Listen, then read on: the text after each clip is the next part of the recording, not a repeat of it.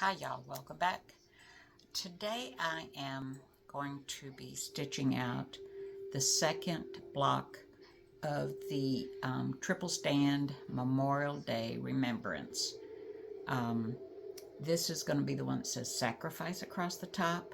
So let me turn the camera around and get started. So if you watched the one from the block that said remember,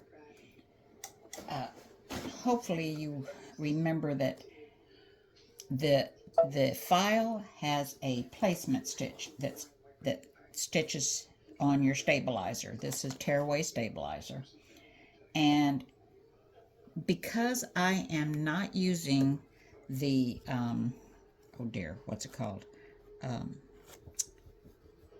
fusible fleece, sorry, had a brain fart just now. I'm using this fusible interfacing, and I don't know exactly what it's called, and hopefully I can get to, oh shoot, I could go to Joann's today and try to identify this, because I failed to put a tag, a label on my rolled up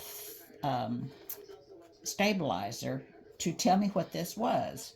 So it is some kind of a fusible interfacing of some sort. Okay, you can see the shiny side. Now this is what I used in the first one, and that was plenty of it gave the whole block, the remember block, plenty of body. I didn't need anything else. So we're making essentially a giant mug rug is what it is. So let me put this down on color stop number 2. Color stop number 1 stitches this placement line. Color stop number 2 is going to stitch this interfacing, if you will. I don't know exactly what it is, and I will put a note in the video when I find out. Okay, so I'm going to be stitching color stop number 2 to tack this down. Let me see if I've got this centered.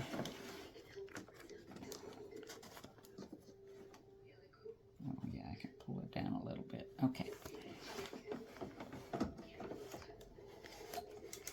I think I did some rambling on the first one, so I wanted to do this again to show you what I do. So this is going to tack this down. I'll be right back.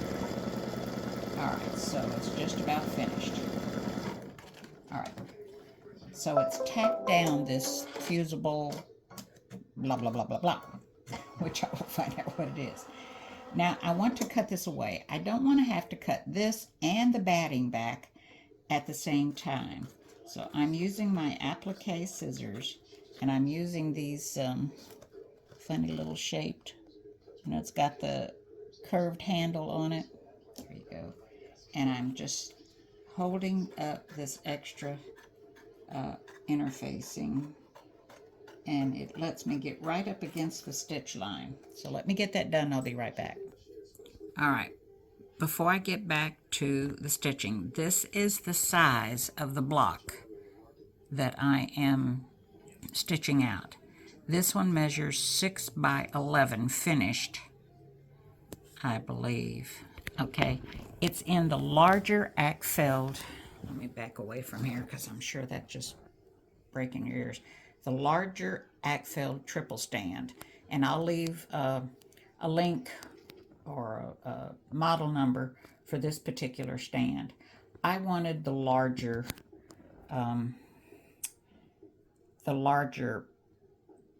block to hang there. I didn't want the little small one, so I created this. So let me get back to the machine. All right. Excuse me. All right, I've laid down my back. Oh, hold on. All right, so I've laid this down, and it's going to go around and tack down the batting. All right, so let me explain. So the file does not have a stop to stitch this interfacing down. So you're going to have to back up to the tack down, which is color stop number 2, to tack your batting down. If you use this particular method of using this fusible, whatever it is, I will find out the name and let you know. And you'll have to back up to color stop number 2 and then do the tack down again. Like I said, I don't like to try to trim both the batting and the fabric, or the batting, and in this case the previous one, which is that interfacing. I don't know what the name of it is. I'm so sorry. I usually have something wrapped around or inside the tube or something that identifies which one it is. Most of them I know by the feel what it is, but I just am drawing a total blank.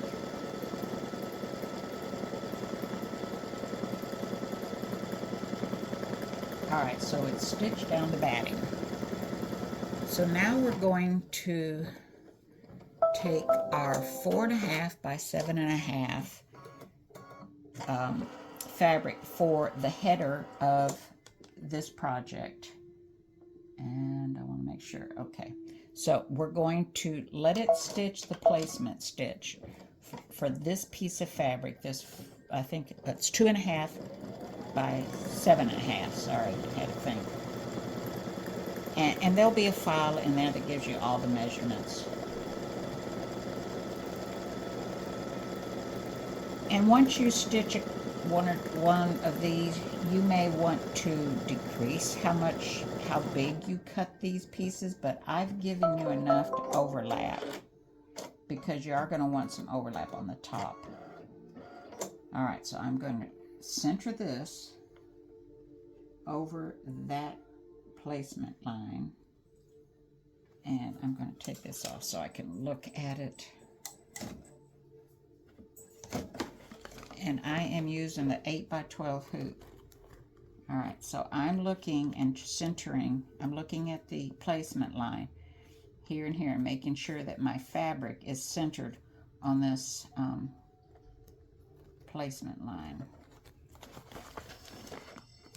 Let me just check this.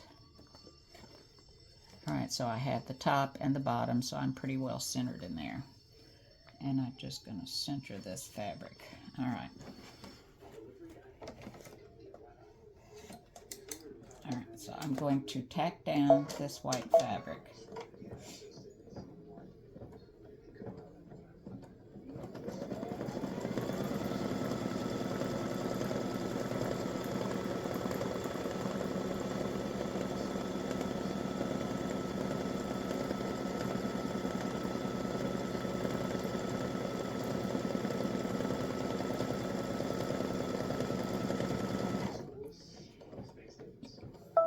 All right, now that that's tacked down, we want to trim this bottom fabric off.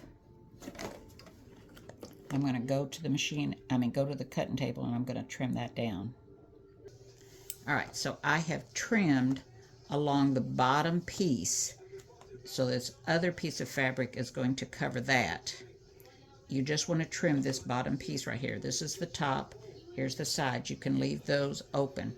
Just trim this bottom one with your little applique scissors. You don't have to get super, super close. All right, so now we have the bottom piece, which is the cloud fabric, and I'm going to overlap that. I want to make sure that I've got plenty, and I do. I cut this a little bit too long. Okay. So I had this piece left over. It's 11.5, which is too long. In my notes, I've told you to cut it, I believe 10.25, which is just right where you need it, about 10.25. Let me look on here. So if you were to trim it 10.25, it would put it just barely overlapping up here at the top. All right, so let me put it back on. I'm gonna make sure that it's down here far enough, and I'm gonna center it on the white. and we're going to stitch this down. This is color stop number 5. Oops, lock it.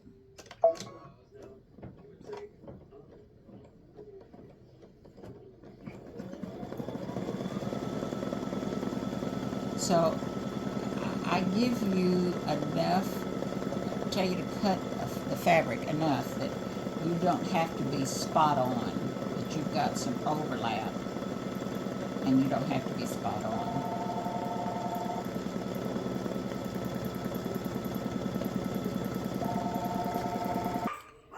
Alright, so this has finished tacking this down. And we need to trim this away from the top. There's going to be a satin stitch that's going to cover this seam up. Alright.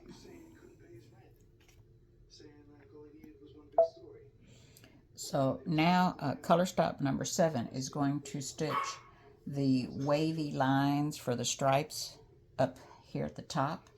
And I've put in a silver. You're going to have to use, your own judgment based on the colors that you use. Helps to lock that down.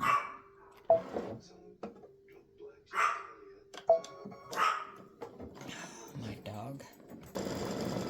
Alright, so remember I trimmed this fabric back to the line, just maybe a 1/16 of an inch above that line. I'm using a silver thread in here. The other one I used a white thread. Yeah, they're not going to match, but okay. And this one is going to say sacrifice up here, and then for our freedom down here with the flag, the tattered flag and the soldier.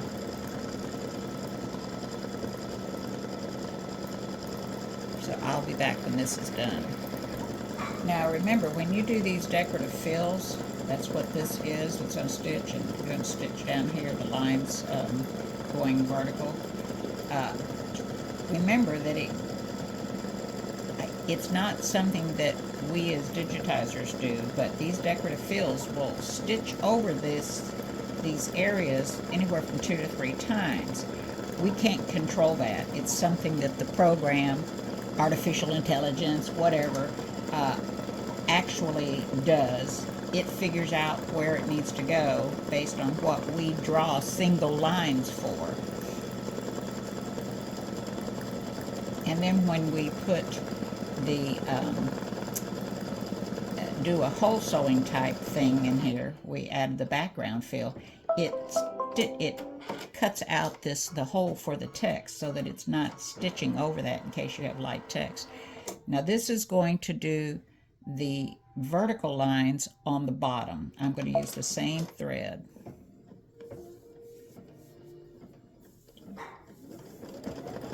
So remember, this has a tattered flag and a soldier on it, and it has the words "for our freedom." So it's going to stitch outside all of that, and so it's not going to be vertical lines going all the way through it.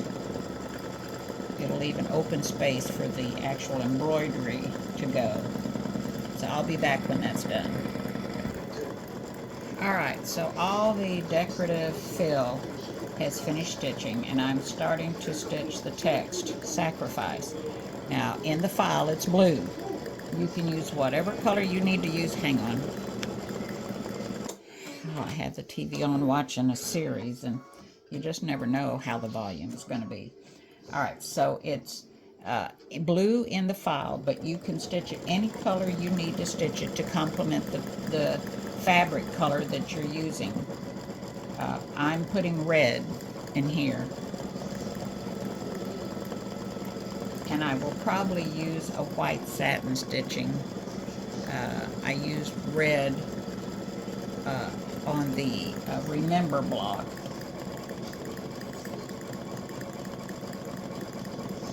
Alright, so I'll be back when this is done.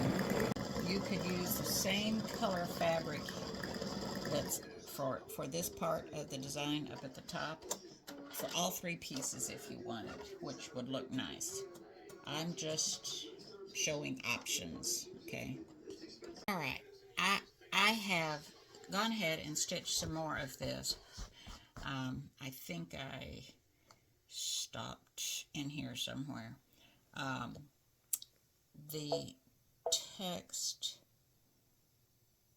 Well, there will be pictures in the instructions showing you where the color stops are and what they do. For the tabs, there is a little stitch that goes across the top. It goes like across here and goes up, and then it goes across and goes up, goes across, goes up, goes across, and goes up. And you want to center your tabs in between those marks that go up. Remember, this is the center. You don't want to put anything here. You want to tape those tabs down on the top and the bottom, especially on the bottom for the first stitch that goes across and stitches this down, because you don't want anything coming up and catching on the foot. So tape those down with that paper medical tape. And so that's where I am here. I've already stitched my tab. It's stitched across, and I pulled the medical tape off from this part that's caught in the seam line. Okay. And I hope that those are straight. I have a feeling that I didn't measure that. All right, so I am at the point now that I'm going to put my 2 pieces of fabric to make the back.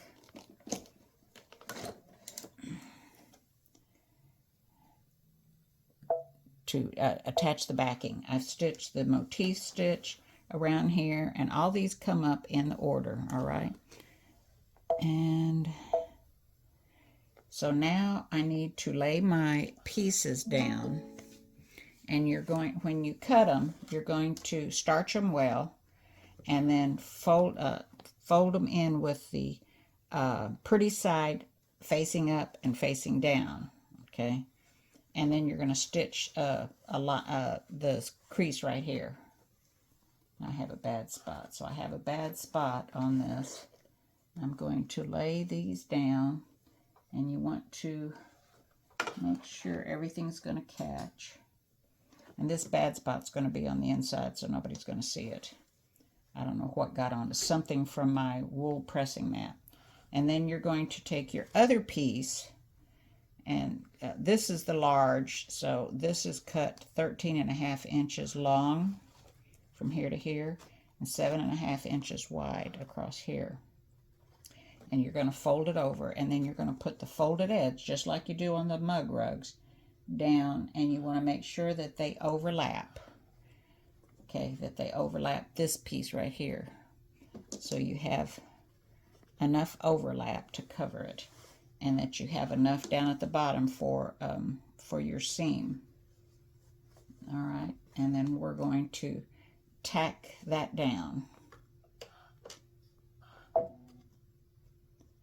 right, so color stop number 20 is going to tack these back pieces down.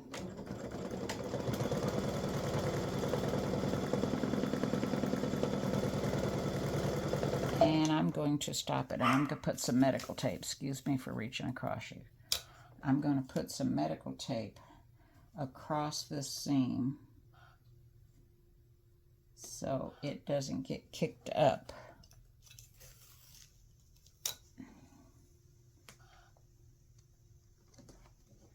There we go. I'm just going to hold this down.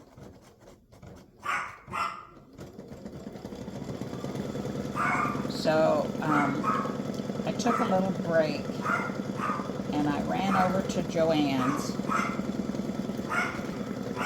Oh, my dog, I'm going to go knock a knot on her head. Not really. I never hear some dogs. Penny!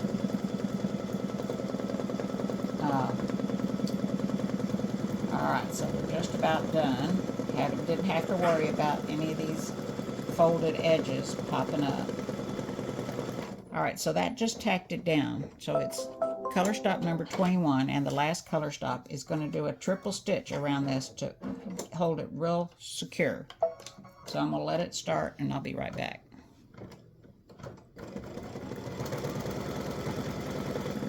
So I have a question for all y'all out there. How many of you use the wool pressing mats, and do any of you know how to wash and dry them? I'm assuming you put it in the bathtub and use hot water? Do you use soap? What kind of soap? And how do you dry these suckers? They're so thick. And how long does it take to dry them? If anybody knows the answer to those questions about the wool pressing mat, please post an answer below, or if you're in my group, post it in my group. That would be wonderful.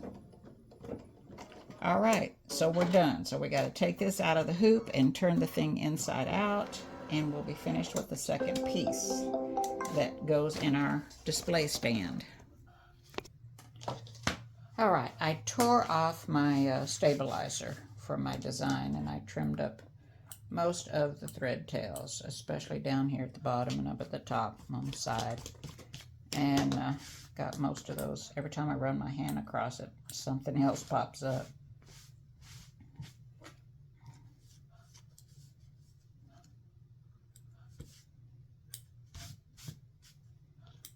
Okay, that's going to be fine. So now, just like we did with the other one, we're going to trim using a quilt ruler. We're going to find something to line up your horizontal line at the top, and we're going to take and we're going to line up the 1/4 inch mark along the line that has stitched, the line that stitched the pieces down together. And I'm going to line up at the top. I'm going to line up, and I'm lined up, and then I'm going to trim this off.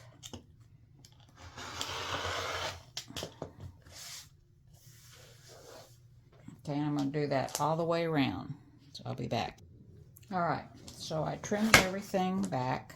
Here's my trimmings, more garbage, and we want to trim around this curve and kind of go into the seam line, you know, just kind of bevel it around, I guess you could call it, into the seam line. So you're just kind of rounding it off. And then you want to turn it inside out. So I'm going to push this in. I'm going to push this corner in, and then push this all the way through.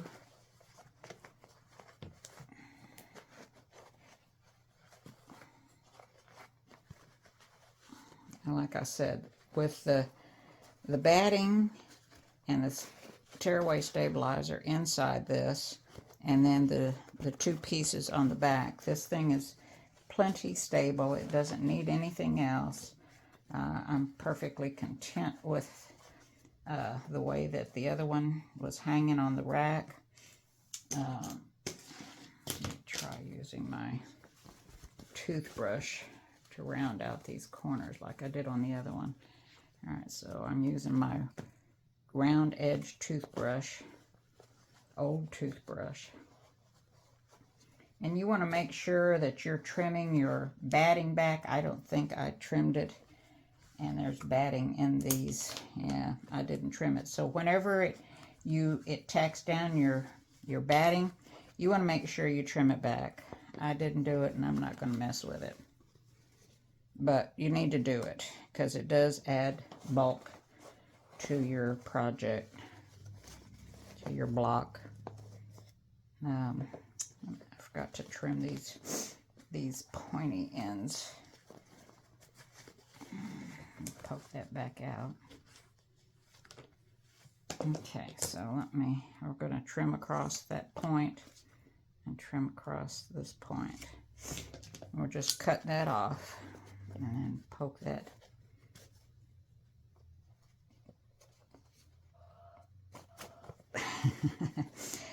Poke that in. Like I said, it does not need anything else in here to make it hang properly, because it's got plenty. Oh, and there's some tape I forgot to pull off. Or is that on the tabs? That might be on the tab. That was holding the tab down.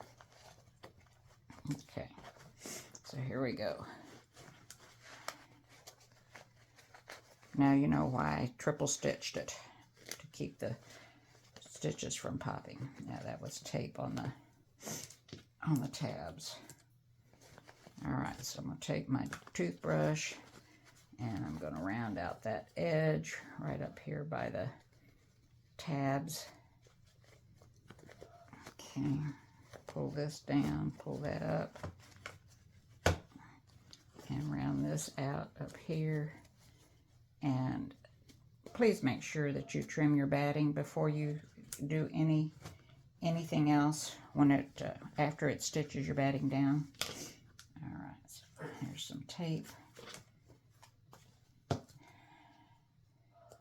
And there's some tape. All right, so let's see here. Put that toothbrush back up in there, and it's got it here. All right, so now I'm going to take this to the iron, and I'm going to press this down. I'll be right back. All right, so there's the sacrifice block done, and I see a little blue thread. Do that while I'm seeing it. I don't know where that came from.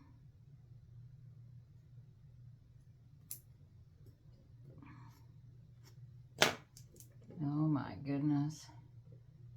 That's not a blue thread. There we go. All right, so remember their sacrifice for our freedom. And then the next one and the last one is going to say, let me pull this down.